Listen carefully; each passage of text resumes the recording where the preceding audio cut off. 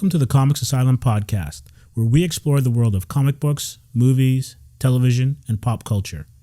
My name is Steve Bino, and this week Courtney Small from Cinema Access and the Changing Reels podcast joins me to chat about HBO Max, Disney Plus, and why fan service isn't always a good thing.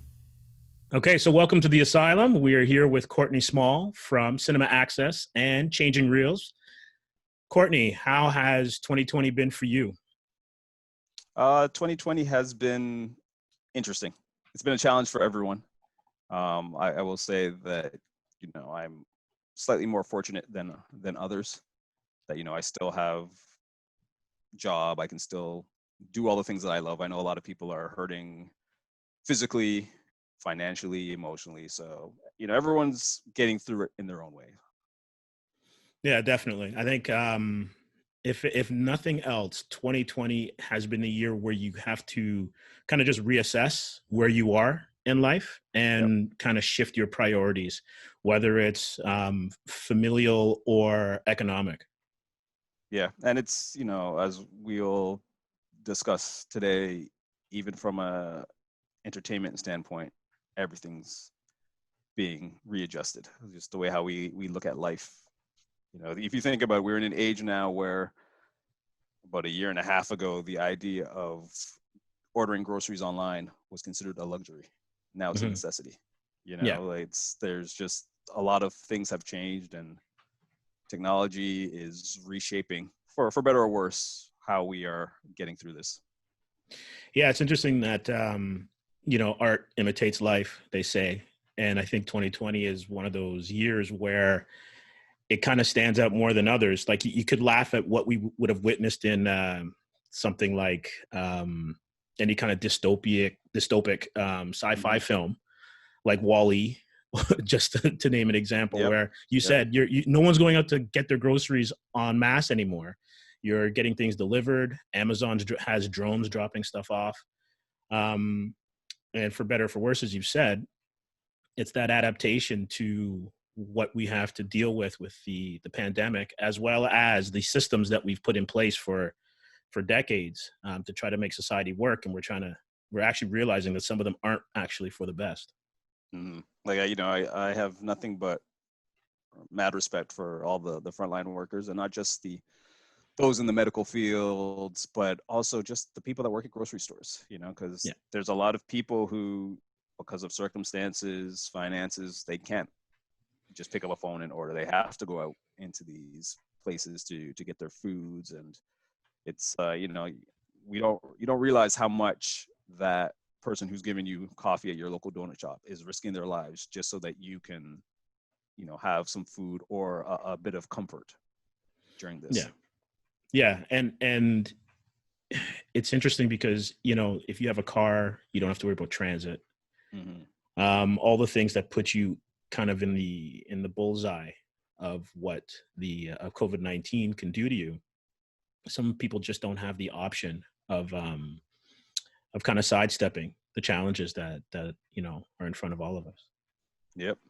Yeah. It's gonna be interesting, because I think we'll probably still be going through this in 2021. Hopefully not as severe, but then we still have to pick up the pieces. Come 2022 and on, there are certain things in life that are going to have to change. I think a lot of people are expecting, well, we'll just go back to how things were before, and we're seeing that how things were before wasn't necessarily that great. So it's going to be a working process for everyone. Yeah, and I think too, the stakeholders are going to have to kind of let go of certain things, and we've kind of, it's almost like we're in a relationship with certain things, and some relationships aren't great, but you stay in them anyway because that's all you know. And I think we'll get to this later, but even what's going on at HBO and AT&T, there's certain systems in place, and there's certain people that want to just tear down the scaffolding and burn it and build anew, and then there are others that don't have the same vision. And then you have these competing forces to see which way things will work out. And I agree with you. I think there's going to be a seismic shift. It's just whether we learn, and sometimes humanity takes a long time to figure stuff out. Yeah, and I think also the people who have the most power in shifting things, like we're seeing a world right now in a climate where there's some people in power that realize you need to change. Systems have been broken for a long time, and then there's others who kind of think, well, we'll just get through it and go back with what we normally do. And HBO is a perfect example, and we can definitely get into this a bit later. But there's certain decisions that are being made that I think are short-sighted, that people are only looking for the quick bottom line without thinking of future ramifications. I agree with you. And it's funny because I was thinking about it this morning. Um, and in a way, what's going on at HBO was kind of mirrored in comic books in the late 80s, early 90s, what gave rise to Image. And it was kind of a group of creators who realized that the business model wasn't working for them. And then they branched out to create their own. And that's where you got Image from, right? Yep. And then that changed a lot in terms of the industry, and we're still, living off of that change to this day. And I think the same is going to happen with HBO Max. And I think we should just dig into it right now. Sure. I'm thinking of creators like Villeneuve and Christopher Nolan, who basically they created something. They've created their films. They've got the marketing things in place. They followed the old system, and just like that, the rug's being pulled out from underneath them, and they almost have no say in it. Yes, and I think the HBO Max issue is interesting on several levels. I think that for the creators, I understand their anger because they've worked on these projects, they've had visions, they want them in theaters, and essentially their children have been taken from them and now thrown onto this streaming service without their approval. Right. The executives, when you're making these big financial investments, there's a lot of dialogue. They don't just give any director money to go make Dune or Wonder Woman, what have you. There's a lot of give and take, and even to get in that room, to get those discussions, you have to jump through a lot of hoops and bounds. So there's a partnership that goes on, and Warner Brothers, HBO, or should I say AT&T, completely just said, okay, you're now a commodity. We own it. We'll do what we want. My theory or my philosophy is we could have waited for Dune. Villeneuve said himself he was fine with pushing it back till 2021 in the fall when more people could go see it. Tenet, I still think Tenet should have been pushed back. I know there's a lot I of... agree with you. I totally agree with you on Tenet. There's a lot of back and forth, and I know Tom Cruise was out there telling people go see it in theaters and whatnot. It's a film that I want to see, and I would love to see on the big screen, but I'm fine with all these blockbusters being pushed back to 2021 or 2022. There'll still be a market for it.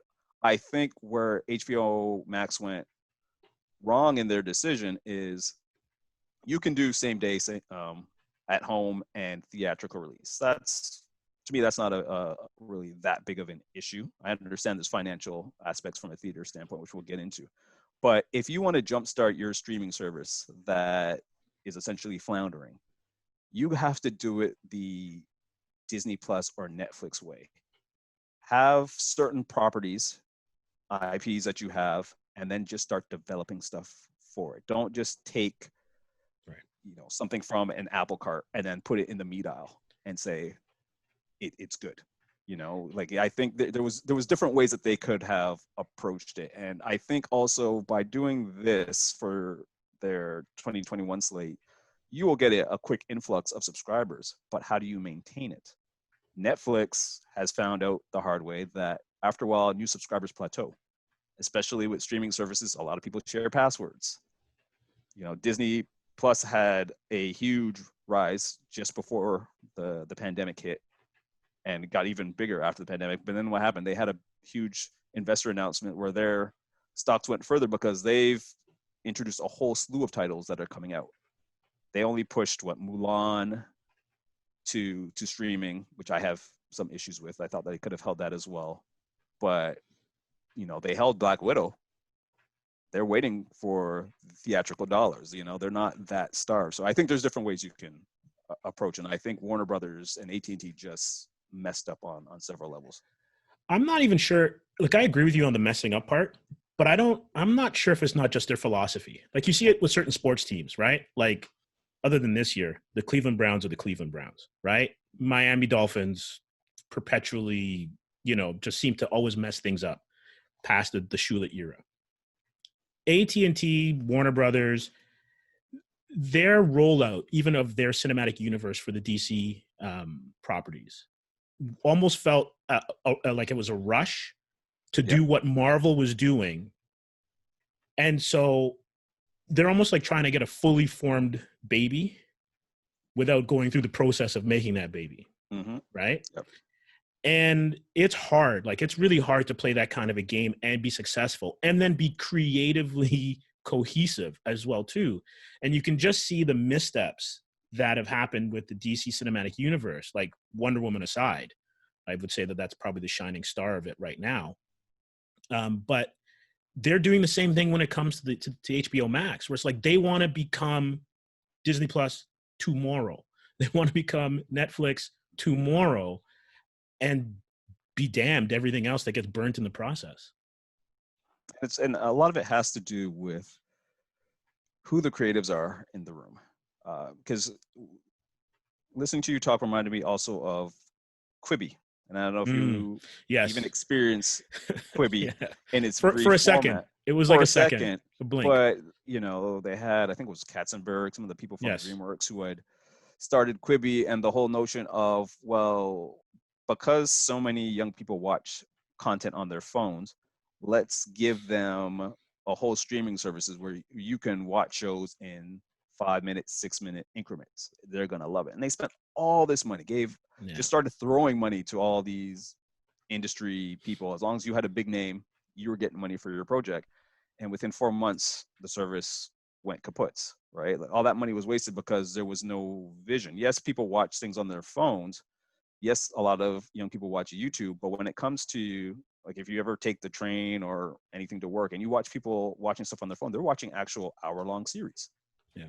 They can pause and come back to it at any time. They don't want just the little 6-minute sound bites. And that was completely, miscalculated. And I agree with you with Warner Brothers. They have done this repeatedly. The Dark Knight was a huge hit.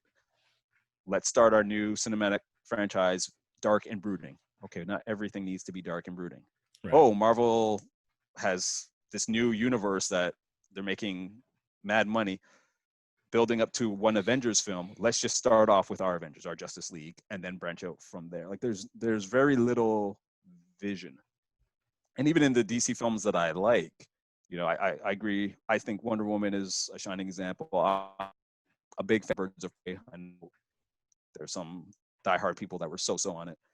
But those films at least brought something interesting to the fold. If I look at a bunch of the other stuff they put out, Suicide Squad, what have you, there's nothing really unique or interesting about them. Marvel succeeded because you had Iron Man, which was a character that a fair number of people knew, but he wasn't as a household name like Spider-Man was, or even the Incredible Hulk, in terms of people having years of seeing it on television or film. But the next film, Captain America, wasn't like Iron Man. It got to the point where you could watch a Marvel film and go, oh, they're doing a magic movie. They're doing a heist film. They're doing the fact that you can have Guardians of the Galaxy come out and the average person not know who they are. And then it turns out to be a massive blockbuster because it's a fun kind of almost like Star Wars-esque type of film. If you had 5 Han Solos running around, that's what works, opposed to, all right, we're going to do yet another Superman film. Mm-hmm. Yeah, we're going to find another way to introduce a 5th person playing the Joker. They're just, you need that type of vision. And Warner Brothers doesn't seem to have that. They just want fast money. And, Harry Potter's a good example, made huge money off of that franchise. They've been rushing through 5 Fantastic Beasts films. The first 2 so far, I think, have been terrible, but that's just me. And you just realize that they lack creative vision. And I think that's what, even in the comic book world, you need. You need creative types. You need visionaries that will decide to come up with an Image or Dark Horse and then come up with interesting titles. Mm-hmm. Yeah, and it's interesting that you mentioned Marvel's game plan, because I think that's why The Mandalorian works so well. Mm-hmm. I would argue, and I know that we've had discussions like this before. I'm not a big fan of the last 3 Star Wars films, so much so that the last 2 I haven't watched. But obviously, you can't escape knowing what happens in it. But where they wanted to kind of be safe, but also expand on the Skywalker saga, I think there were missteps. And then kind of midstream, they tried to change things up after Ryan Johnson's movie, right? But where they've kind of streamlined it and figured it out is with The Mandalorian. And like you were saying, you watched the Marvel slate of movies, those 10 years of movies. You've got an espionage flick. You've got a space adventure. You've got an armored kind of like technological film, and many others. And Mandalorian is doing the same, where they're taking either film ideas or really familiar kind of like story beats and just putting the Star Wars skin on it, as well as paying fan service to characters that may have gotten short shrift 20, 30 years ago. Yes, and I think Star Wars is an interesting study because I know it probably annoy a lot of your listeners, but I absolutely loved The Last Jedi. I think that one of the latest trilogy was the best, and I would say it's even better than all the prequels put together. The reason I like that film is if you're going to do a film that is tied to the Skywalker legacy, The Last Jedi at least attempted to create new paths so that future films could expand the world and do something different. Then Abrams came back with the Rise of Skywalker and basically said, "Oh, no, no, no, we went too far. Let's go back and do the same thing we've done for 5 other films." I'm including The Force Awakens, which I like, but the prequels as well. If you look at all those Star Wars films, they essentially try to recreate the original 3 over Mm-hmm. and over again. Yeah, What I like agree. about The Mandalorian, and I'm going to use Guardians as an example because I think for Marvel, it was the key turning point for them, is no one knew who the Mandalorian was before. Outside of, and when I say no one, I'm just talking general viewers, not like the hardcore Star Wars fan. It was just, all right, it's set in the Star Wars universe. You can create whatever you want from there. It's a cool film as a Western. They can add elements of horror. They can add cute little Grogu, and you don't really need to like, there's so many ways that you can expand the world because there's no vested interest. There's no, I spent years of studying this particular character. Whereas people have grown up for decades with variations of Luke and Leia's story. Spider-Man, Batman, Superman. If I name all the big ones, the legacy. You could close your eyes and know how Bruce Banner became the Hulk. Groot and Rocket? Yeah. 2008, if I say, do you know what a Groot or a Rocket is for the comics? Just, again, not to the hardcore fans. Your listeners are most like, probably well-versed in the lore, but just the average film goer, they would have no idea. No clue. So with Guardians of the Galaxy, you could do whatever you wanted. There's an established lore that the fans might know, but you could take it any direction you want. And I think that is what a lot of these studios and all these industries need to do. Marvel ran into the problem of, as they got bigger and their films, as much as they were branching out, there was a certain formula that they had to follow. So every film has that same kind of Marvel formula. Feel. Yeah. The ones that I really like were the ones that attempted to do something different, whether it be a narrative standpoint or even just visually. DC is still kind of stuck in that same rhythm. Wonder Woman did something different. You know, it went back in time, brought really interesting lore of the Wonder Woman, and modernized it. Apparently, the new one I haven't seen yet, but it's been getting great reviews. Yeah, it's really, really, really doing well. Yeah, and again, it's about taking things in new directions. So when I look at the slate of films that are coming up, and especially the big franchise ones by Disney, DC, Marvel, Star Wars, the stuff that excites me the most are the ones that offer something new. You know, give me Rogue One, but give me Rogue One without Vader at the end, because not every Star Wars film needs a lightsaber in it. You know, The True. Mandalorian is proof of that. True. Right. Like you can have things set in, established worlds, and just show me different facets, different corners. I don't need the same tropes. I would argue the one thing about The Mandalorian, and I think 2 episodes behind, but it seems like this season especially, they're trying really hard to let you know what timeline it falls into. You know, and in terms of tying it up with the other existing Star Wars lore, and that's why I'm a little hesitant on. I still love the show, and I love that you brought in Ahsoka Tano, and I'm all looking forward to her own show, because again, she's a character that if you weren't big on the Clone Wars, which a lot of people, are not, there's so much you can do with that. There's so much breadth of time that you can create a story out of. But I don't want, the Mandalorian to kind of weave back into the Luke and Leia legacy at some point. Like, just that type of connections. You don't need a Star Trek series that always has to go back to Spock and Kirk or travel various timelines. I think there needs to be a little more creativity. So, I'm excited about things that are tied to characters that I know very little about, or, heck, She-Hulk. If, just to jump to Marvel for a minute, they're doing a She-Hulk show. How long have we been reading about She-Hulk in comics? And you think we've had 20 years of Marvel films, and it's only now they're getting to She-Hulk, right? Like you can do 3 Iron Man films, regardless of they're successful or not. You could do as many Thor films as you want, but just to bring in something new and different, it takes so long. So I'm looking forward to just new ideas flowing, and I would love to see Warner Brothers do that, but I don't know if they have it in them. I think what you're talking about, though, is the never-ending battle of creativity versus commerce. And these franchises are huge moneymakers for these studios.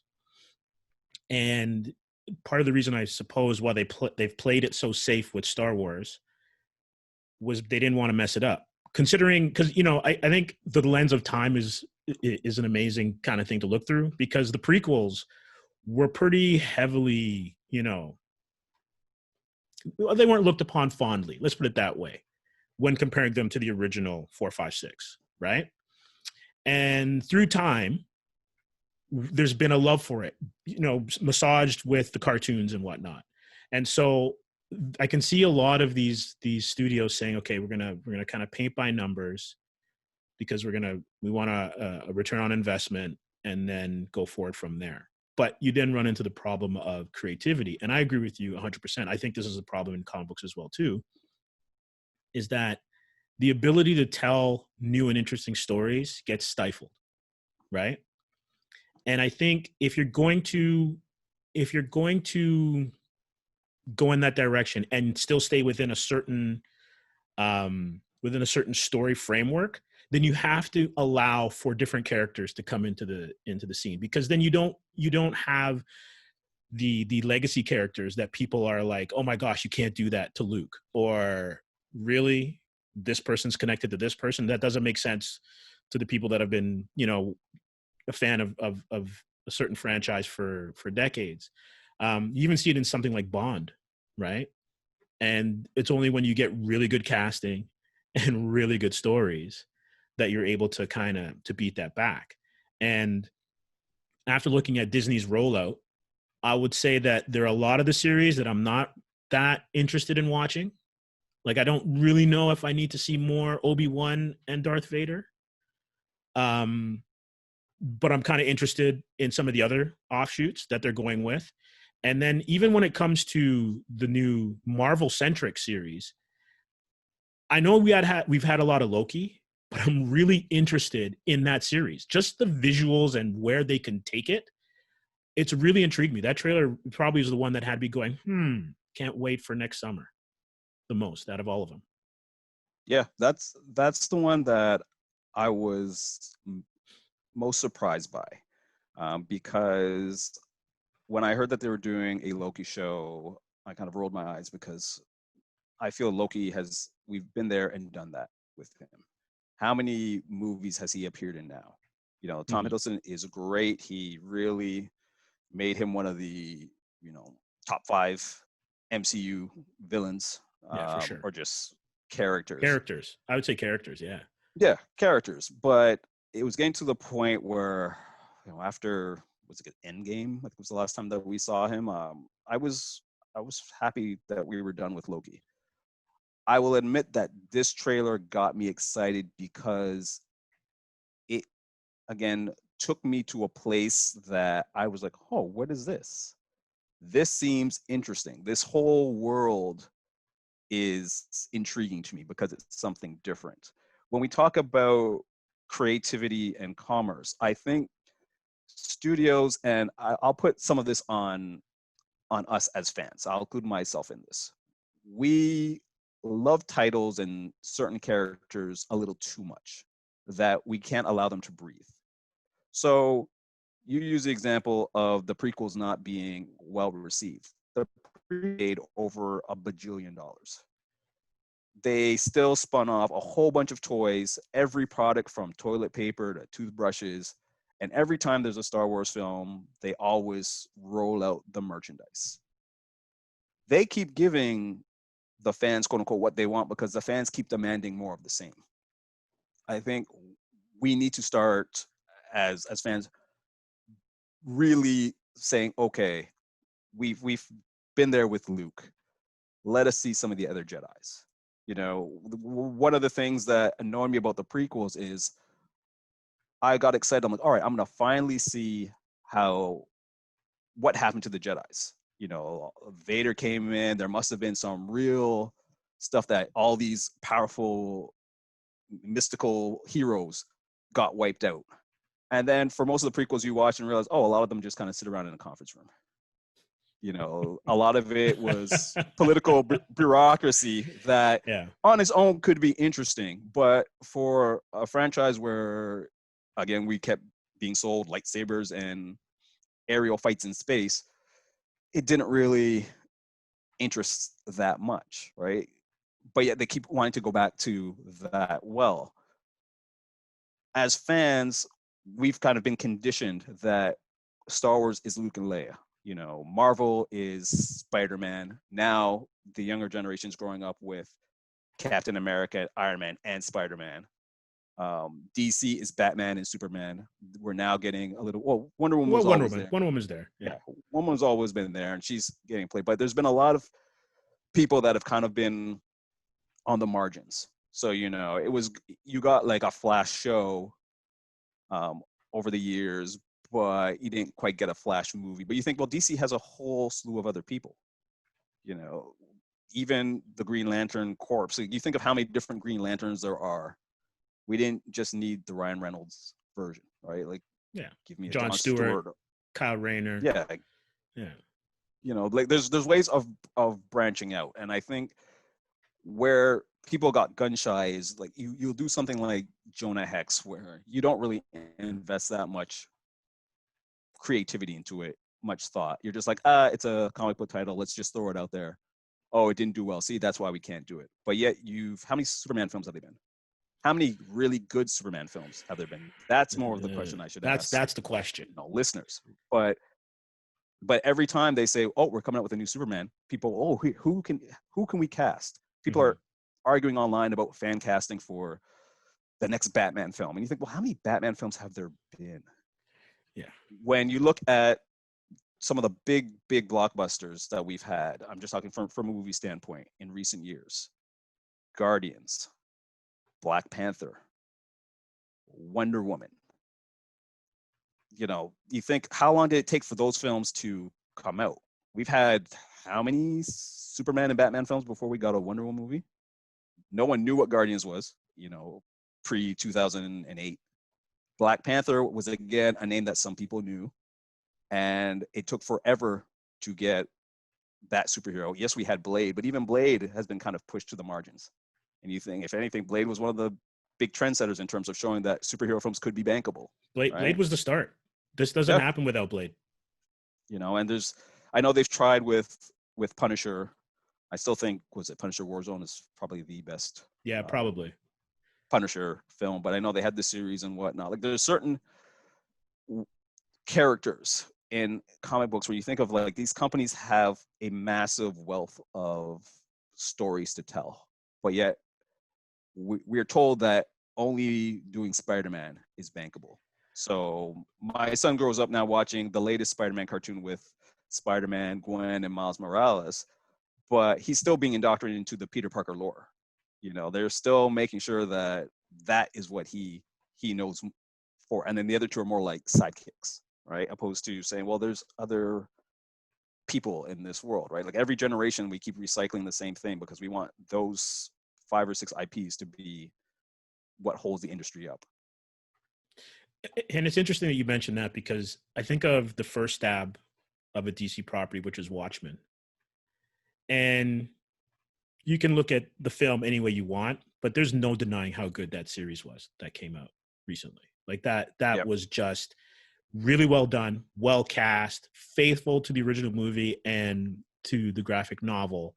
And again, with the right people behind it and a solid story, you can make anything work.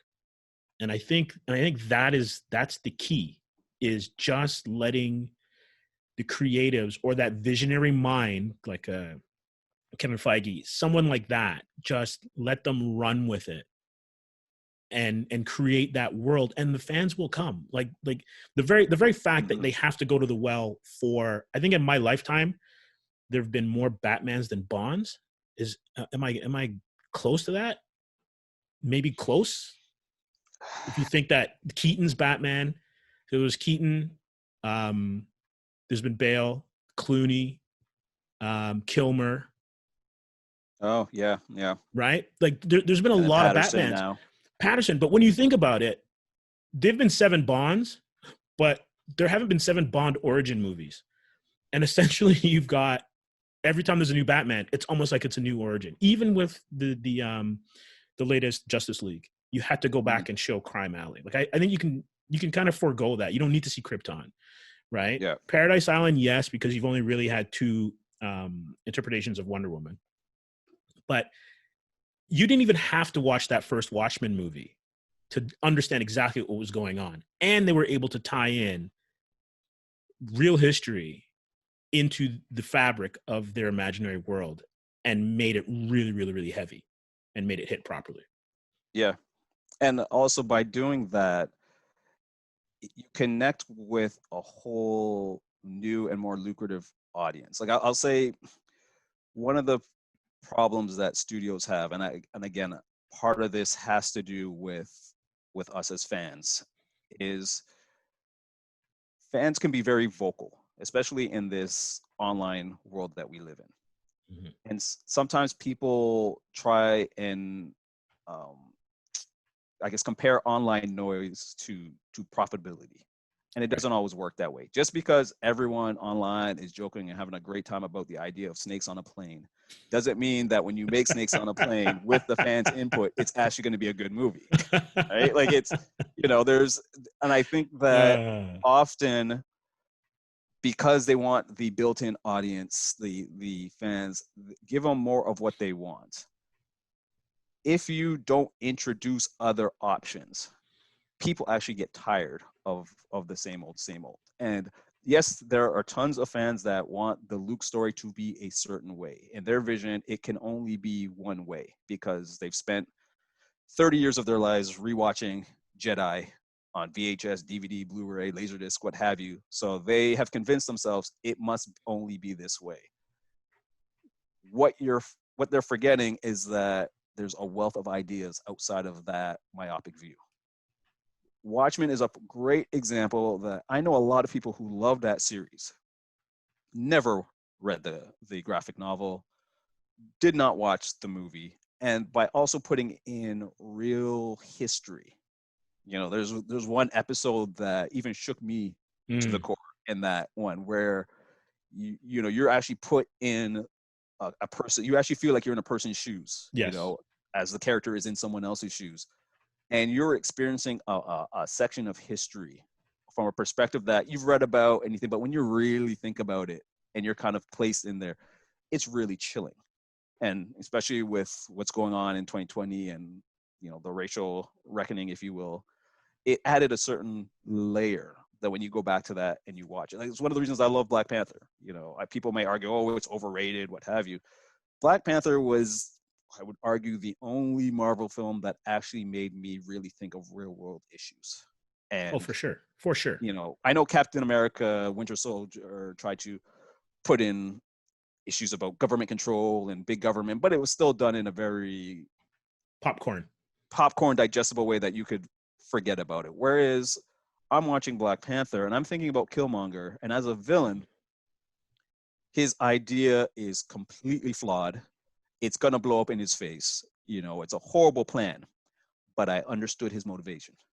I understood the anger that would come from having to endure a life and knowing that there are people that look like you in another country that had the resources to possibly end slavery, possibly, end Jim Crow, what have you, the finances, and they just said, we're going to keep to ourselves.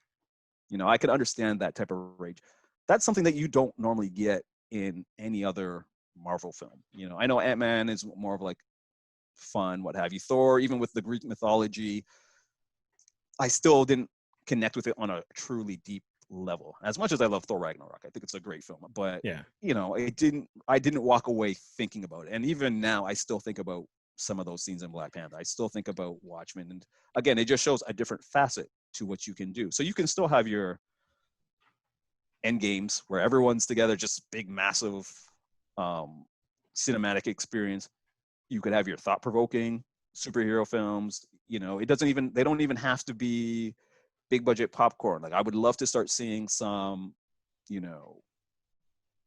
properties from Marvel and DC that aren't just big explosion and fights. Like, give me like a Jessica Jones, but on the big screen, where you have to minimize the type of action that you get. It's more psychological, like I know they tried to do that with, I guess it was the New Mutants, which I haven't seen, yes. but I've heard was horrible. It's kind of interesting because I might be in the minority on that one. Considering that the way the X-Men have been just handled, other than Wolverine, I think it's a mixed bag, right? They did a decent job. They did a decent job kind of representing the characters. The actress's name escapes me, but she plays Magic, and she was in The Queen's Gambit. Okay. She was perfectly cast, right? And maybe it's because I'm not a hardcore X-Men fan that I don't have those legacy problems like I would, like, if they did something to Spider-Man or something along those lines. But I took it for what it was, and I enjoyed it.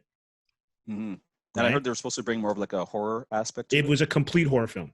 Okay. All right. It's a complete horror film. If you're going expecting X2, but with teenagers, with it like Teen Titans X2, it's not going to work. It's not going to work for you. It's a completely different kind of film. Yeah, but in many ways, those are the risks that you need to take. Absolutely. Like, I know people will look at it and say, oh, it was a failure, waste of money, you shouldn't have done that. They tried to do that with Fantastic Four, the Josh Trank version, in terms of making it a much darker version of what happens. And, it bombed because that film has problems left and right. Yes. But, and I mean, we can get into another conversation another day about how a person like Josh Trank could even get Fantastic Four after being kicked off of Star Wars. And, right. Who has the privilege to get ahead in the industry. But the point is, they're still making another Fantastic Four film. You know, they've announced they're making a brand new one, right? And you think of, okay, we've had 3 Fantastic Four films so far, and they haven't been that good, at least in my opinion. But yet they're going to keep doing it because they figure, well, this is a beloved property. The fans keep wanting it. It's like, well, if you've given the fans 3 horrible films so far, maybe you should stop doing Fantastic Four for a while. Maybe give the fans something that they haven't gotten before. And as fans, we need to stop just demanding that we have another Fantastic Four film. Say, okay, you've messed it up 3 times now. Let's take a break. How about you try something else? Like, I'm always more interested when you take a side character or someone off the roster that hasn't been in a gazillion movies and just do whatever you want with it. Like, you know, Luke Cage is a perfect example. If you're a fan of comic books, you know who Luke Cage is. But there was a lot of people who didn't know who Luke Cage was before Netflix. They didn't know who Jessica Jones was. Even Daredevil, to a certain extent. I know he's had a couple of movies. They were all still mid-tier characters or below-tier characters in terms of the average person's conscious. And yet those shows did quite well when they launched on Netflix because you offered people something different, something new. We're not going to talk about Iron Fist because that was just preposterous. But you know, but Iron Fist should have gone to Into the Badlands to train, and then it would have been a yes, completely different story. It would have been a success, right? It needed that yes. kind of flavor, personally. Or I would have been happy with halfway through the series, they've realized that Colleen Wing and Misty Knight are actually the most interesting individuals. Let's Characters, just yes, give them their own show and pretend Iron absolutely. Fist, you know, got trapped in customs or what have you. But the point is, you still have a lot more room to grow. You know, I'm sure there was stuff that they threw in for hardcore Daredevil fans, Luke Cage fans, Jessica Jones, but you need to branch out and expand your audience. And this is something that Disney is doing, and they're allowed to do partly because they own everything. Disney, they just, again, they have Pixar, they have Marvel, they have Star Wars. So even though they're still playing within the existing IP and still kind of recycling the same type of universes and stories, they could at least bring in new characters like the Mandalorian and find different ways to take it. If Right. you're not Disney and you're Warner Brothers or any of the other studios, this is the time where you have to get creative. You have to go back and be essentially Kevin Feige and Marvel in 2008 and say, all right, we're going to do these bunch of films. They're going to be different. Oh, they're a big success. Let's try and put them together and go from there. Like, this is, you know, you again, I'm going to use that as a constant example, but you need your Guardians. You need stuff. You need your Guardians. You need your Mandalorians, things that people aren't that familiar with or the average person doesn't know, because that's how you're going to generate new subscribers. I don't know after 2021 how many people are going to be rushing to HBO Max for, you know, whatever their next big slate is. I think having stuff to streaming services and the invention of streaming services is great because it opens up accessibility for a lot of people, just people with disabilities who can't make it to theaters.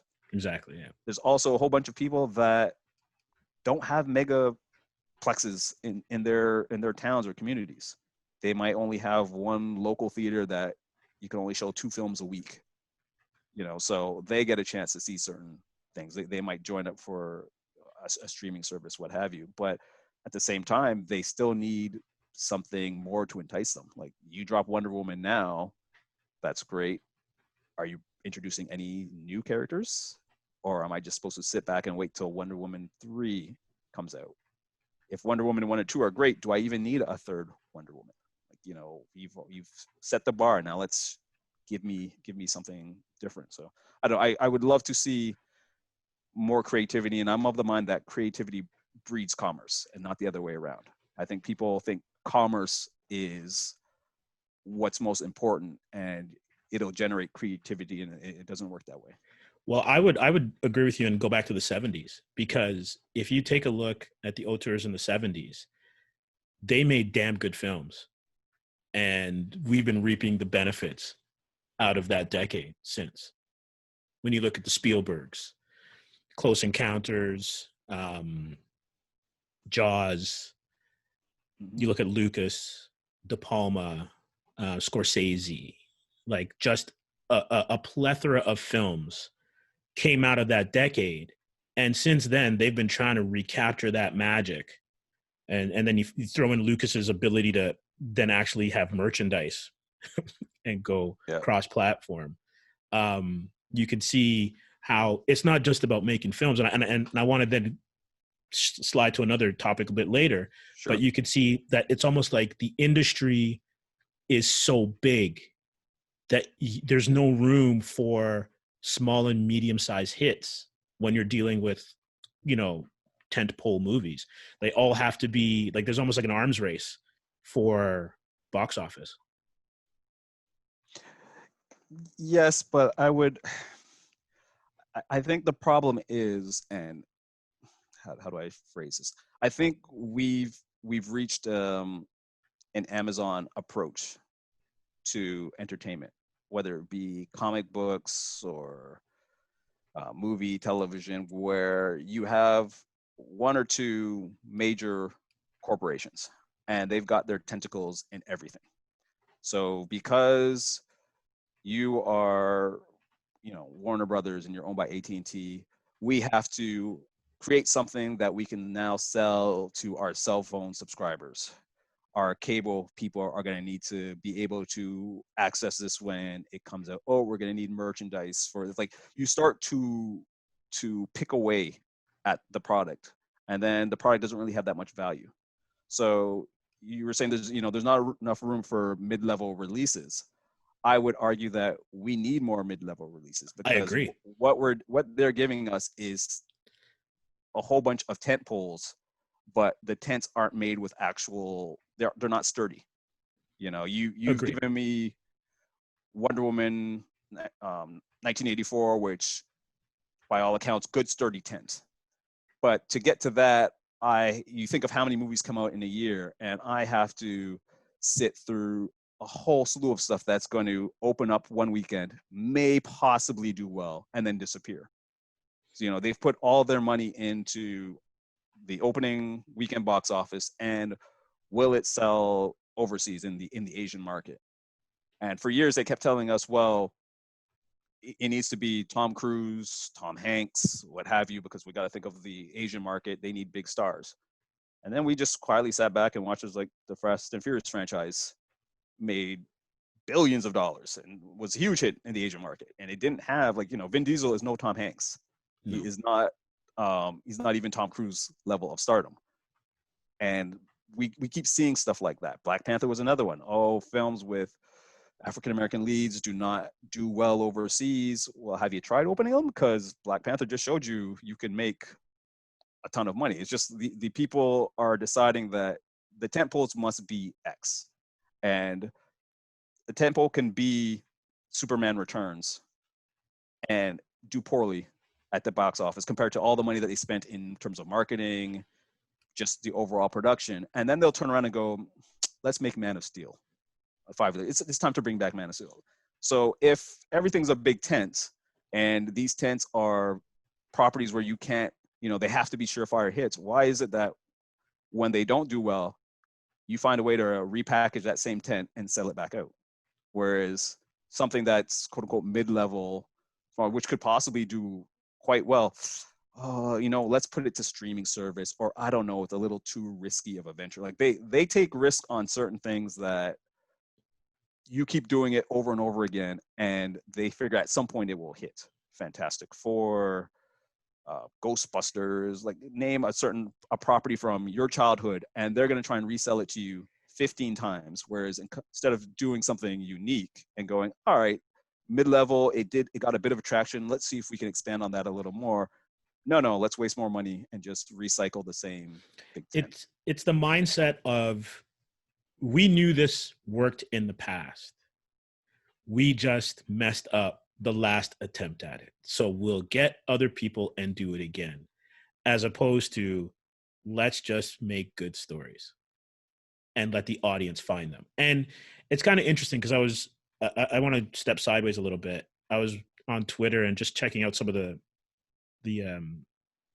I guess, social media backlash with some of the casting decisions for Miss Marvel. Mhm. And you had mentioned that sometimes it's the fans that the things that we ask for as fans can get in the way of some of these productions. And then I was kind of conflicted looking at Miss Marvel because the representation should be right.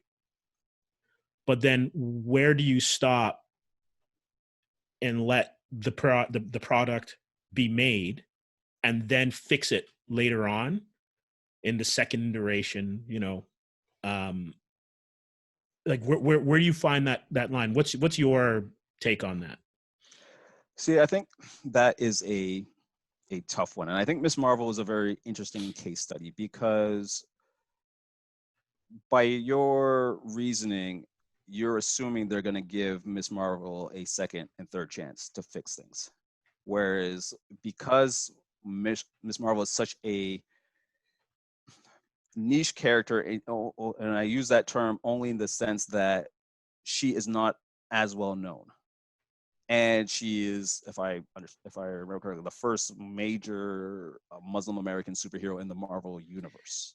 As far as I can gather, yes. Yeah, and I'm not in comics, but just in the Marvel Universe. universe. There's so much more pressure on to get it right. Right. Um, some of the casting quibbles that people had, I'm a little torn on. Like if there was uprising because a particular actor is a noted Trump supporter online, that there's not much you can do about that from a hiring standpoint. Someone has a different political view. That's not a fireable offense. If they're spouting hate or doing other things online, that's fine. The idea of getting an actor or actress who is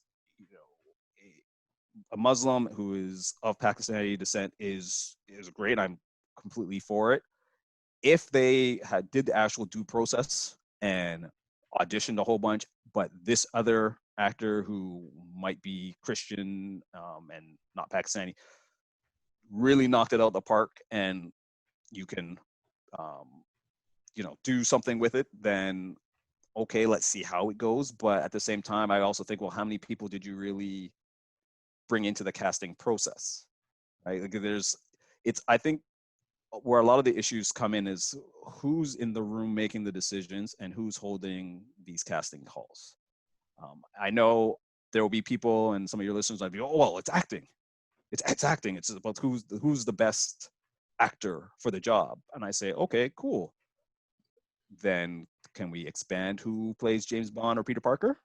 Because all of a sudden, then it's not about the acting. It's like they have to be white characters because that's just how the story goes, right? So, on one hand, we pick and choose when we want to stand for an issue. I think the line in Ms. Marvel's case is a tricky one, and I think partly it's tricky because of you only get one shot.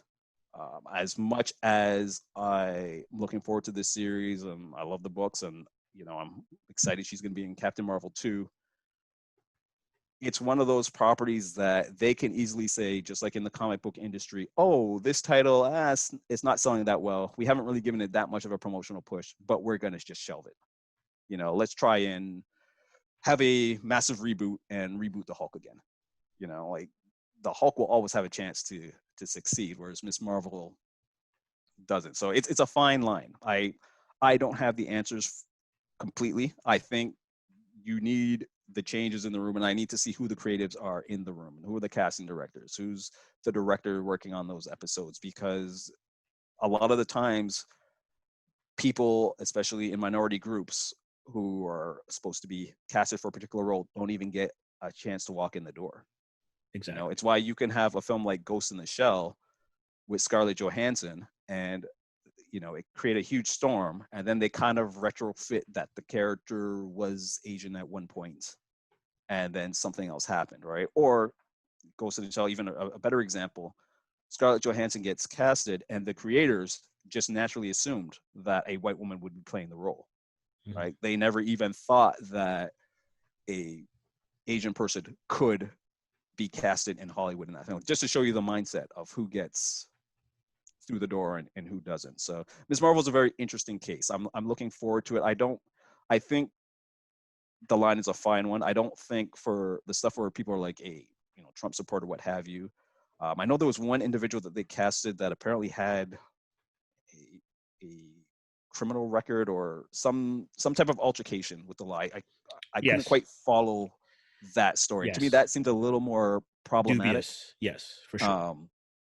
Again, some people will say, well, people should be given second chances. They should have a chance to reform. But we also are very finicky about who in entertainment we give second chances to.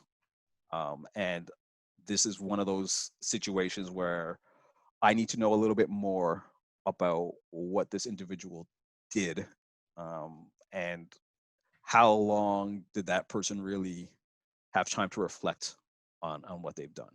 Yeah. I'll use an example for, in the sports world. I don't know if you remember, but this year, I guess during the pandemic, the NHL had a draft, and I think it was the Phoenix Coyotes Yeah, drafted he a they actually cut him yeah because they of dra- past they drafted social a media player conduct. who had social media issues, but also he was bullying. He was Hmm. bullying Was it a a teammate? no, it was a well, when he was in high school. I mean, well, I guess Right. Yeah. he's coming out of high school, getting drafted or college, whatever. But in school, he was bullying a black student with disabilities, and he had bullied him for Yes. years, made his Yeah. life A living living hell. hell. Anyway, the guy gets drafted to the NHL, and stories start coming out. People are like, I can't believe that no one did the proper due process in terms of checking this Hmm. guy's character. And everyone said, oh well, he's changed. He should be given a chance to grow. And it's like, okay, but you're saying he should be given a chance to grow while having this huge opportunity to become a superstar. Like essentially the argument is, well, let him have his career, and then hopefully he will grow as he's going through his career. And it's like, well, life doesn't work that way, because if it was the other way around, I'm pretty sure there would be fire and brimstone if it was the black guy coming Well, after him. well, not to shift it to sports too much, but just look at a sport like hockey, which we both follow, and look at how players who are extremely successful, but their conduct doesn't fit within the parameters of what is considered hockey culture, but might be totally acceptable in basketball, baseball, football. They are not necessarily given the same sort of leeway to be themselves. Mm-hmm. We could name PK Subban, Evander Kane, just as two, where they're judged by the hockey culture quite differently than someone else, and their transgressions, I'm using that in quotations, doesn't even match what other players might have done. Yep. And yet they don't get the same pass. Yeah. There's varying scales, and the just to put a little bow on the sports portion. Austin Matthews is another perfect example where he was out with some friends. He's a star player on the Toronto Maple Leafs, got drunk. They harassed a female officer. And if you listen to how the coverage was before the season started, and this was just before COVID hit and everything, the reports were, what he did was bad. But, guys go out, they have a couple of drinks, these things happen. Whereas Evander Kane poses with a photo where he has a stack of like $100 bills, Yes. mimicking Floyd Mayweather, who did that. Mayweather. Right. And he got raked over the coals. That's terrible. You shouldn't be flaunting money. What about the people who don't have it? And like, I looked at him, he took a photo in his own home that was an homage to this other sports photo. And you would have thought that they wanted this man out of the NHL altogether. Whereas this person harassed a woman, harassed a police officer, people who are very much law and order. And they all just went, it's bad. He should apologize, but his career shouldn't be in jeopardy or question for that one incident. You go, but it doesn't work that way, right? So Miss Marvel, again, the opportunity to even correct those flaws. They only have one shot. I wish it was different. I have nothing but hope that show will be a huge success and that character inspires a whole new audience, because I don't think people realize how many new fans Marvel is going to Exactly. bring in if Exactly. that's done right. And not just fans that come to the streaming service, but fans that will then run out and pick up the graphic novels to catch up on the lore and whatnot. The toys, like there's so many avenues that And if and they get it's it and right. it's not just that. It's the payoff 5-10 years from now, where Yep. the creators of the next idea franchise will look like the titular character in Miss Marvel. Yeah. Right? You like, okay, I grew up under the Stan Lee umbrella, right? That wave with Kirby and Stan Lee and Neil Adams. And they gave us the Falcon, Black Panther, Luke Cage on DC, Black Lightning. I think that's Tony Isabella's character. But now you have creators like the Ryan Cooglers who are taking their knowledge, their skill set, and creating the movies that have those characters in it. And then you're going to have the creators that look like the Ryan Cooglers creating their own characters with their own mythology, pulling from African mythology or Central American or Asian mythology. And that's what actually then makes things expand and be better and gives you a richer tapestry of the things that we like to watch. Yeah. And I think for me, I'm actually more excited about this phase of Marvel, of Star Wars, of name the 5 or so major IP properties, because now you have a chance to really change the game. As you said, you grew up under the Stanley Jack Kirby versions of these heroes, and there's only a handful of them that you can really name. Yeah, you grew up under Falcon, but was Falcon really that huge of a character? Falcon has always kind of been like the perpetual sidekick. He's Robin. Yeah, or Robin, like, and not even Robin becoming Nightwing. And I know No, Falcon has had exactly. his own comics, but It's he's different. still the sidekick. Like he has to get a show with Winter Soldier Exactly. instead of getting his own show, kind of thing. Whereas if someone was to get their own show, I'm pretty sure Winter Soldier would have had his own show, right? Just in terms of like how he was introduced, he got to be a central villain and a hero. He gets the full kind of arc. What people forget is that those characters were also made in a time where the notion of diversity in terms of storytelling, visible diversity and inclusion was non-existent, partly because all the creators looked a certain way. They, for the most part, existed and worked with people that looked like them. So now I know there's a lot of people that complain that, oh, there's too much diversity. Why does everything have to be about then why can't we just tell stories? I was like, well, no, we've always told stories, and these film shows, books will all continue to tell stories, but there's a whole rich tapestry that hasn't been tapped yet. There's so many different ways you could take it. Like I'm heartened that my kids, who are still very young, and they are now growing up in that age where they're going to be big consumers of all these properties. These are why Marvel and Disney are coming out with tons of content, because as they grow up, this is what they are starting to consume. They have, the Luke dolls, the Captain America, the Peter Parker figurines, but they also have like Miles Morales. They've got Black Panther and Killmonger and Shuri. My daughter's playing with the Shuri toy. Like, to think 10, 20 years ago, that would have just seemed preposterous, right? You just kind of play with whatever, Wonder Woman, Black Widow. The question would have been, what other than Storm, who would your daughter have been able to play with as an action figure? Exactly. And I know people will say, well, it's not about gender. Like, she could have played with Batman and Superman. And exactly. And she will as well. Children play with everything. But when people go to the store and, you're going to buy your little daughter or your son. Actually, we'll use the son as an example. So 15 years ago, a person goes to the store and they go to get their son a action hero. Chances are they're going for Batman, Superman. They might give them Wonder Woman, but they also might go, oh, I don't want them playing with Wonder Woman, because, you know, back then the idea was boys play with a certain type of toy, girls play with a certain toy. So the daughter would get Wonder Woman, the boy would get Superman. Now we're in an age where the boy can get Wonder Woman. He can also get Shuri. He can get Storm. He can get Black Widow.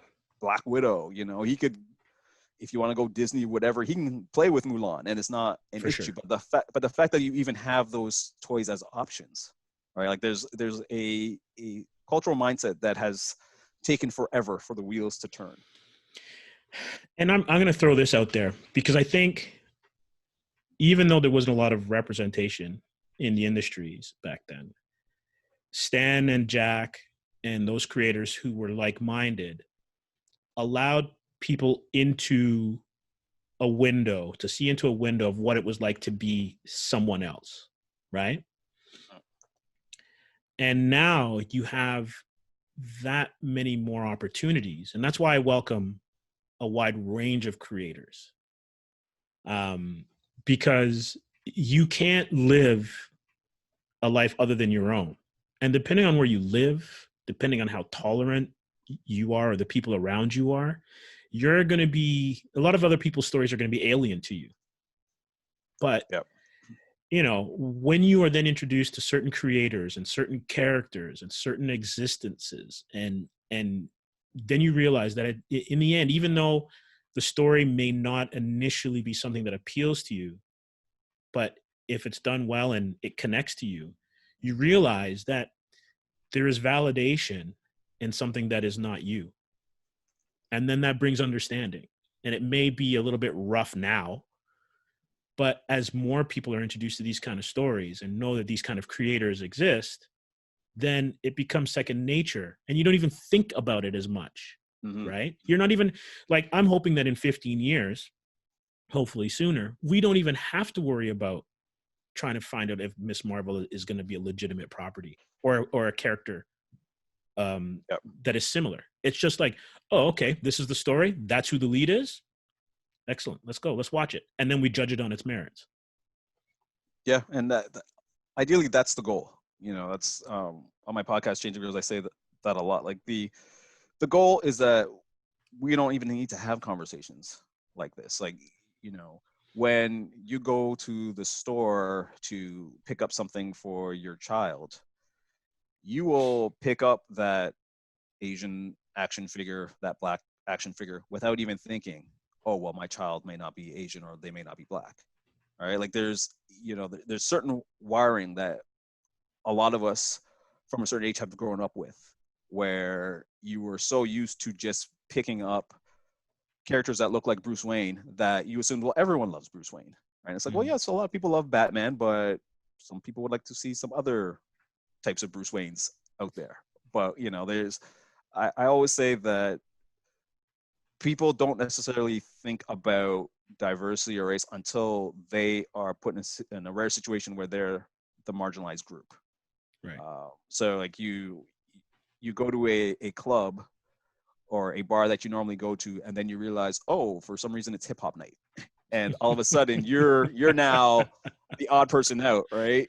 Or, you know, and I know there's tons of country fans, so I'm not knocking that, but I can recall going to a bar with friends one night several years ago before I was married, and it was like country night, you know, and a lot of people don't know what it's like to walk into a bar, or I'll even say a restaurant in a small town as an example, and have the room literally stop and slowly turn and look and go, oh, that's different, because they haven't seen a person that looks like me in that establishment for quite some time, or it's very rare.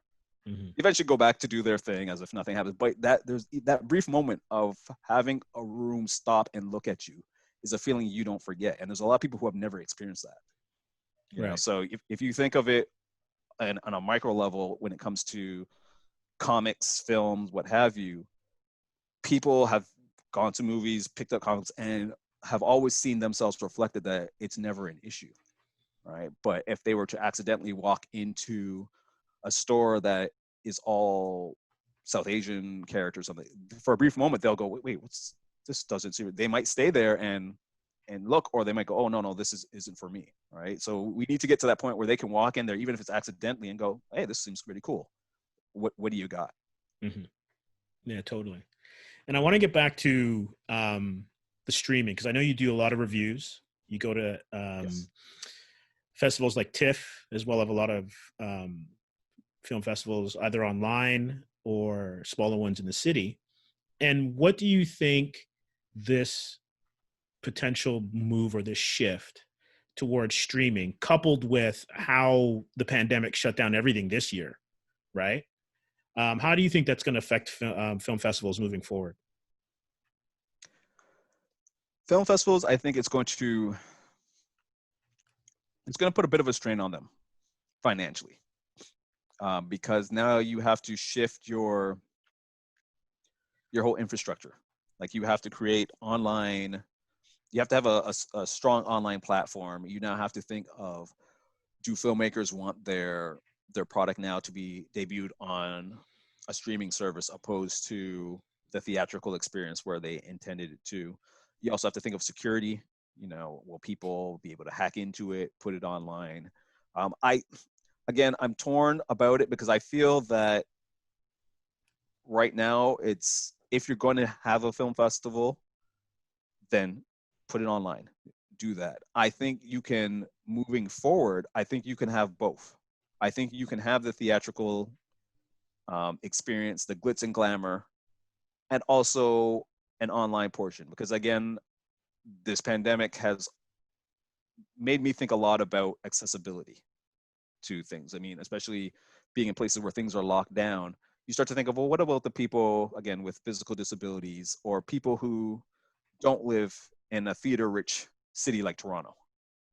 How do they get to experience these type of films, right? So I think you can have both existing. I don't think streaming is going to kill the theatrical experience, because people have been saying that for the last 10, 15 years. As Netflix got bigger, streaming is going to kill theaters. We're still making record profits. I think, if anything, what this will do for festivals is force them to reevaluate what they're selling. And I'll use TIFF as an example, because it went from being this small kind of run people's festival to this massive, celebrity rich, Oscar prognosticator, industry player type of thing. And for the last couple of years, TIFF has struggled to find its identity, because you have film festivals like Telluride, Venice, all these other places are doing their festivals, similar to the streaming wars. You Mm-hmm. had Netflix, and now you got a whole bunch of streaming services fighting for space. So as a festival, TIFF has had to try and rethink of what they want to be and the type of festival they want to be. But for years, the last few years, they were able to sell celebrity to justify the high ticket prices. So if you wanted to see a film and potentially see someone famous, that's a different tier for cost, right? And then they had wealthy donors. Like it's tougher and tougher to get those tickets. And a smaller film from Africa, Indonesia, which is really cool, a lot of fun, doesn't get that same kind of hype. It almost kind of gets pushed down the mammoth roster of 300 films. Now, with the pandemic, they've had to shrink the size of their festival, which means they have to be a little more careful about the type of films that they want to show. They almost have to shine a little more light on the smaller films, because you're not getting every Julia Roberts film that you might have gotten previously. So I think it's going to just cause a lot of these festivals to rethink their strategy. I don't think it will kill a lot of them. Some smaller ones might, but I think, if anything, a bigger issue is just theatrical space. I think this pandemic is going to really impact regular theaters and also multiplexes, because the independent theaters, at least in Toronto, were already struggling before the pandemic, because Cineplex, which is our big theater chain here in Toronto, was monopolizing everything. They were literally like knocking out the AMCs, the landmarks. They were just cleaning house, and then they were also curbing second run theaters, independent theaters from showing films second run. Mm-hmm. So Cineplex might show Captain Marvel for 3 weeks, and then normally what would happen, go to a second run theater before hitting streaming or DVD, but they were blocking the second run theaters from getting access to those titles. So they were already strategically putting the vice grip and kind of eking out the competition. But now, because they're massive chains, they're really hurting because no one's coming to the theaters. Theaters are being shut down, or they've had to open with very limited capacity. So now it's getting tougher for them to justify their ticket prices to keep all of their extra stuff going. So I think that's where streaming is going to change the game for. Like, people are going to start to question, well, do I need to go to the theater for X-Men if I know it's going to come on streaming the other day, 2 weeks from now, or in some cases same day? But also, do I need to go to the theater for X-Men when I know the person beside me is going to be on their phone the entire time? The seats are going to be things that, the kid behind me is going to keep screaming and talking. The Kicking woman the back of your chair. The woman that saw the film the day earlier is coming back and telling her friend all the things that are about to happen. Although, and we've both seen films in the West Indies, sometimes that makes a film. Yes.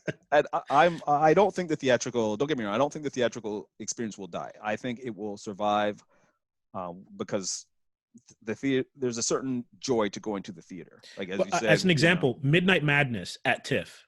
Yes. Oh my God, that is an experience. If you've never had the opportunity to do it, and hopefully it comes around again, that transforms the experience of watching a film. Yeah, it can take, the theatrical experience could take a film that is bad. Like, I'll use the example of Too Fast, Too Furious, which, we saw in Barbados, and it's not a good movie. But when you see it with a live interactive crowd, yes, that was one of the greatest cinematic experiences I've ever had. Seeing Get Out in a theater with people and having the people jump at the right moment, or you could feel the collective holding of breath towards the end of the film. Like, there are tons of great experiences, and that will never go. What I'm saying is, I think streaming is changing the necessity of having all of these massive cineplexes that are costing, like, for example, Wonder Woman, even though it's same day, it's coming in Canada on Christmas Day on video on demand for $30. In a household of 4, you don't necessarily get to the theater every weekend and every time there's a major blockbuster. So a household of 4 might get to the theater, let's say 6 times a year, maybe more, but let's just for average 6 times a year. The average ticket price for yourself, your wife, your kids, or whoever is going to cost way more than the $30. That's just to get in. Absolutely. And then concession, which is marked up ridiculously. But, the popcorn, the drinks, and so by the end of the night, you're spending well over $100, maybe $150 to see a film that may or may not be good. Yeah. Whereas at home, you're spending $30. You can kind of control the noise level of your house, or whether or not people are on. You can really immerse when yourself. You can see it too, right? When you can see it, at exactly your own advantage. How many times have you wanted to see something and you realize, the times aren't that convenient? So then you have to rearrange your entire schedule. Like, there are conveniences to streaming, and I think financially for a lot of families, there are benefits to that. I don't think it's going to eliminate that experience of wanting to go to the theater, especially in like 2020, 2021, where so many people are stuck at home. The last thing they're going to want to do is be stuck at home again to watch things all the time. They're going to want to go out, have dinner, go. So they're going to still want that experience. I think it just changes the, not ever. Like, Dr. Dolittle does not need to necessarily be in a multiplex. The Robert Downey Jr. Even if studios are dumping it in January because they already know it's terrible, but yet they want you to pay, $100 all said and done so that you can go out and see this really bad movie, whereas you could have watched it at home for $30 or less. So, because a couple of things just popped into my head. The VIP experience, Mm-hmm. like that could be either a boom or a bust, depending on how people feel about congregating in crowds again, as well as having the comfort of watching stuff at home. But I'm also thinking about the independent filmmaker. And does this now provide them with an opportunity to get their films seen a little bit more? Or does this now hamper them? I think it's a bit of a gift and a curse for independent filmmakers, because I would argue that before the pandemic, the streaming services were not the only, but they were the most beneficial place for independent filmmakers. Netflix, I'll use that as an example, they were giving a lot of money away to creators, both big and small. So you could have a film like Roma, you could have Scorsese do The Irishman, but you could also have small films like Tiger Tail or a whole slew that are blocking my mind at the moment, where people could get their film made and be exposed to a wider audience. Like, as much as we love the theatrical experience, and I'll say myself in particular, I have noticed over the last 20 years, it is getting harder to see things that aren't big tentpole titles. Even in my area, where there's at least 3 theaters within driving distance of like 20 minutes, if I wanted to see a smaller film like Sorry to Bother You, I would have to drive downtown to go see it, because in the suburbs, for some reason, they're not playing that. They've got 4 screens for Spider-Man, maybe 2 screens for whatever the big rom-com is. And then, you might get, at least in my area, they have a couple of screens set aside for like the big Bollywood titles, which is great. But outside of that, for me to go see Sorry to Bother You or something like The Farewell, which is really good, smaller film, I have to drive all the way downtown. So now that means I have to pay for parking downtown. Right. I have to pay downtown prices. That's also probably like an hour commute, depending on traffic, to get there. Also an hour commute to come back. And then I've also got a limited window of when the film is playing. Right. Like, so when you factor in all of that, there's times where you're like, oh man, as much as I love seeing in the theater, it would have also been great if my own area had it on the theater.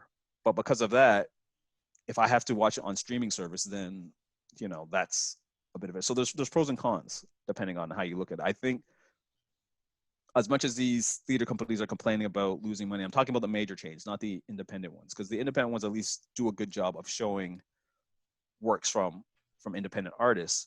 A lot of these major chains are what are dominating the areas that people live, and they're not showing these type of films. So as an independent filmmaker, you can make a movie and you might get a week, if that, or 3 days in a major theater.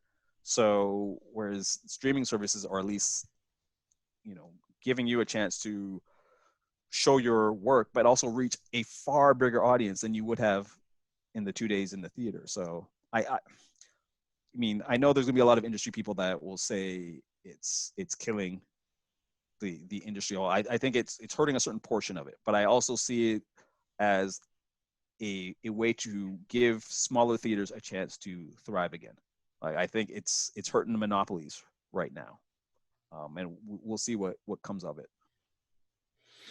Yeah, it's going to be a lot of things to look forward to, just to see how things are going to play out, because I think there's going to be a tsunami of change throughout entertainment, from being on set and on to the multiplexes. So it'll be interesting to see how 2021 shapes up, and then what happens into 22 and 23. I'm not quite sure how it's going to play out, because I'm optimistic, but there's that part of me, you see how records have turned into CDs, that turned into MP3s, which now turns into Spotify. And, I'm just wondering what the shift will be for film. True, but I would argue that, and that's a good example. But I would argue that what we are talking about ultimately is luxury, because records, you're right, they turn into CDs, they turn into MP3s, they turn into streaming, Spotify, Apple Yeah. Podcasts, or iTunes, what have you. But there's also a huge record market that's now open back. It's almost Yes. like collectibles, Yeah. or people who still collect like rare comics. It's records have become a, dare I say it, it's almost a status symbol.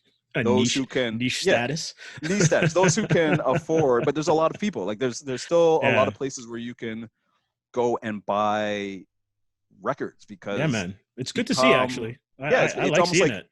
art, where you could be a collector. It's almost like you're one of the uber cool kids now when you have Fiona Apple's latest album on record. You didn't just download the Apple or Spotify version. You got the record, or you can show Instagram footage of your what's spinning on your record player. So I think when we talk about theater, a lot of the times, and any type of art, I will say, whether it's movie theater, television, actual live theater, there's a certain level of status to who has access to it. I have several streaming services that I know my neighbor doesn't have. They just can't afford all those streaming services, and I can't even afford some of the streaming services that some of my other film folks have. Like I know people that are Right. subscribing to everything, right? So there's different tiers. That's why I feel that movie theaters have survived world wars. They've survived the invention of VCRs, Laserdisc, DVD players, streaming services. I think there's certain institutions and certain forms of entertainment that will exist. Live theater is a perfect example. Film was supposed to kill that. Home video streaming was supposed to kill that. But try getting tickets to Hamilton. It's Yeah. very tough to do, right? Like it's, even with this pandemic, as much as it's shut down Broadway and up here our Mervis theaters, what have you. I'm pretty sure once things open back up, they're going to be hot commodities again, right? Because there's certain experiences that people still want to have, and especially if you have the financial means, it's almost a status symbol to say that you've had those experiences. So Yeah, I totally agree. I think for sure, like live concerts, there's certain things that you can't replicate with even the best sound bar and a 75-inch, 4K television. Sports, there's an aspect to sports that you miss, the play-by-play, that kind of stuff. But being there also has an irreplaceable kind of factor to it, and in theater as well too. Like there's something about a live performance. But I just, it's will, and you said comfort, and not just comfort, but then what were you born into? So will putting up with certain things that we don't like about the theater experience, or even with comics and TV shows, will we put up with those, or the generations to come put up with those, if that experience wasn't germane to them taking in that form of entertainment? I wonder. um, that's interesting. I think they will, but I don't know. I feel like I have a different view, partly because my love of film didn't come from going to the theater. As much as I love and cherish the theater now, growing up, going to the movies in the actual theater was like a rare privilege. Hmm. So I could tell you from, I guess, maybe age 8 to 13, almost like a handful of films that I remember seeing in the theater, because I watched everything on television, Right. or, to date myself, VHS back then, or whatever the platform is. And so I grew up knowing that, and I still love the theatrical experience, because to me the theatrical experience was a treat. Right. going to seeing a live sporting event to me is still a treat because I can't afford to go see the Raptors every week. I can't afford to see whatever, sports team you're into. It's kind of a rare treat, whereas some people who buy season tickets, to them it's just kind of nothing. But even there's a certain level of braggadocious of like, oh, well, I was there when Carter scored 30 in that one quarter and what have you, right? So Or Kawhi had 8 bounces before he, eliminated the 76ers. exactly. But most of the sports that we watch, if you really think about it, are on television. If you want, you watch it with the commentator on. Sometimes the commentating is annoying, so you just watch it with the sound off, right? Like our experiences with these things that we think are going to die with if no one is there isn't quite that. Like I don't feel, as much as I love sports, I don't feel we should have sports during this pandemic. I'll still watch it if it's on, but Yeah. it's more of, I don't want them to have it on. But if you're Yeah. going to put it on and these people are risking their lives, like, as an NBA fan, I'm going to watch as much NBA games as possible because at least these guys are putting their life on to, quote unquote, entertain me. They're putting their life at risk. Yeah. Whereas I know at the end of the day, it's really, they're putting their life at risk so that the owners can make money. They keep talking about, oh, well, if they don't have live fans, then they're going to lose money, right? Similar to the theater. If we don't have people in our seats, we're going to lose money. Whereas sports franchises are slightly different is because, well, you're still making money from a whole bunch of other revenues. Well, TV money. Their TV deal is what drives TV most of it. money, merchandise, Yeah. what have you. So, and I know that I think the Boston Celtics and a few other organizations, maybe the Buffalo Bills, when the pandemic first hit, they weren't paying the staff that run the concessions and whatnot because, oh, well, Right. no one's coming. It's tough times. But yet the players were turning out of their own pockets and covering the salaries for a couple of months for these people. And I go, well, wait a minute. If your employees are covering the fees of other employees, then something's wrong with your system. Because Absolutely. I don't see any of these sports teams going under. The Dallas Cowboys aren't going to file for bankruptcy if there's no people in the stands because they got tons of revenue, right? So they're a global brand, right? So they're exactly. fine. I know theaters are slightly different because you don't have that, but in many ways, a lot of the theaters now are owned by 2 or 3 companies. So they've monopolized the industry, and now they're starting to feel the side effects of being the only game in town and no one wanting to come and see your stuff, right? So, Yeah. but I feel like we like to cry wolf a little too much for the things that we love.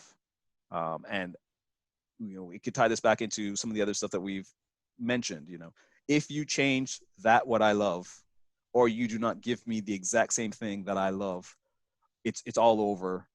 The whole world is going to collapse. If you give me a Star Wars film without Luke Skywalker, it can't be done. And then you find out, well, actually, no, you can do it. We did it once and it made a whole bunch of money. We can do it again. You have to change your mindset a bit.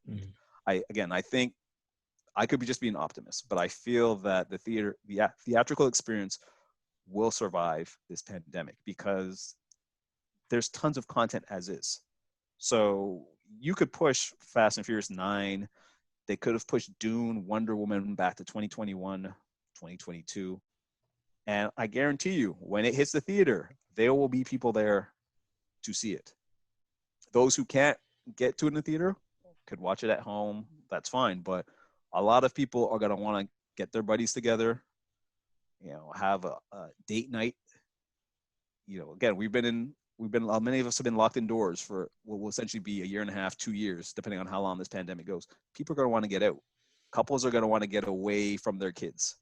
So they're going to go to the theater. Like whether or not you have theaters that are, 18 cinemas, 20 cinemas, you might not have that anymore. You might have them slightly reduced, or they might just change some of the way you consume that experience. But if you think about it, it's a lot of it's digital now anyway. You go to the theater. In Canada, we have what's called Time Play, which is like an interactive online game. Then there's interactive commercials. Like they make the experience almost as if you were sitting at home anyway.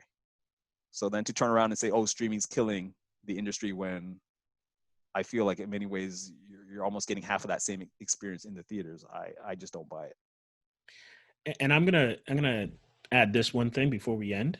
If you go back even 25 years, right, when like Fox was coming on as a network, and before things like the CW, it was really hard to get content.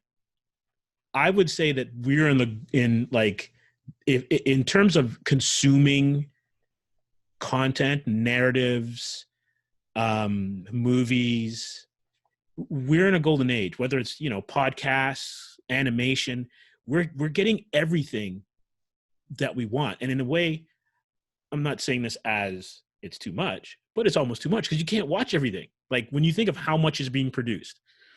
And back in the day, if you didn't get ABC, NBC, CBS, and then up here in Canada, you would get like, you know, CTV, which would then give you the Canadian commercials, but still simulcast the American shows. You didn't get anything.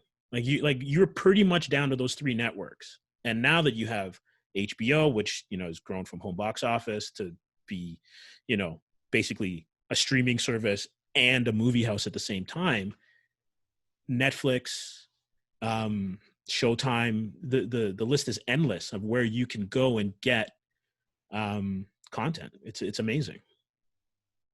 Yeah, and I completely agree that we have too much. And I always shake my head when people say that, you know, Netflix, or at least Netflix Canada, oh, there's nothing good on to watch, or oh, there's nothing good on Prime. There's too much.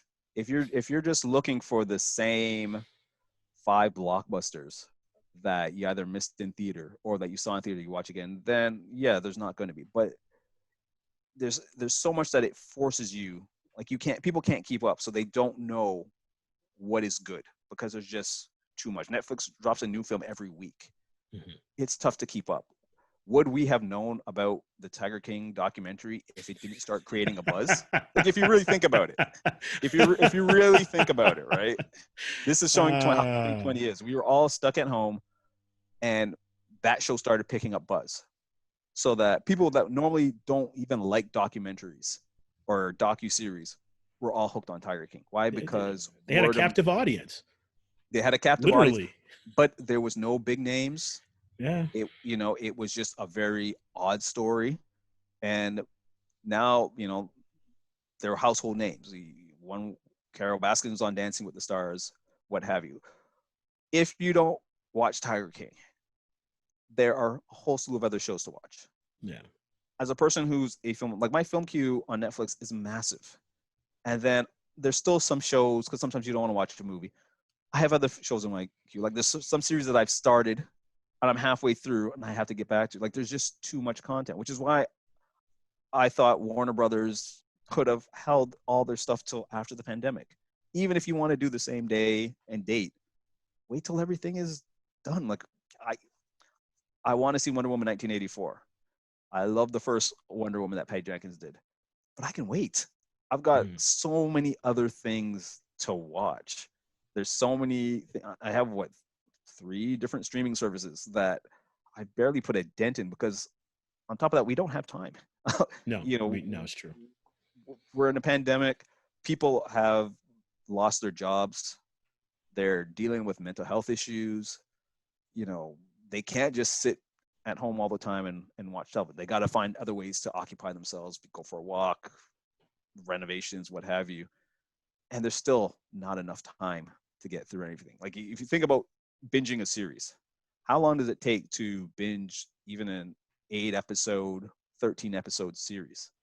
You're up at 2 a.m, still watching this thing. And then it's like, oh, I got to go to sleep. But then what, do I start the next series? Like there's just too much content. So we're being spoiled right now. And again, we're indulging in a lot of privilege that others don't have. Mm-hmm. So I don't know. I feel that if anything, we're just adapting to this new world. I don't know if we necessarily need, with the changes that are going on, I don't know if we necessarily need like Spider-Man 3 bringing back everybody. I don't know if we need Considering they did it in the animated Spider-Verse so exactly, well. They did it exactly. so well. And how do you do this without announcing that you're gonna have Miles Morales in this movie? That's just Right? my own little gripe. But Right? Right? Into the Unless Spider-Verse was so good uh, that I don't necessarily even need. I know they're gonna do them, but I don't even need another Spider-Man film right now. I don't need Indy 5.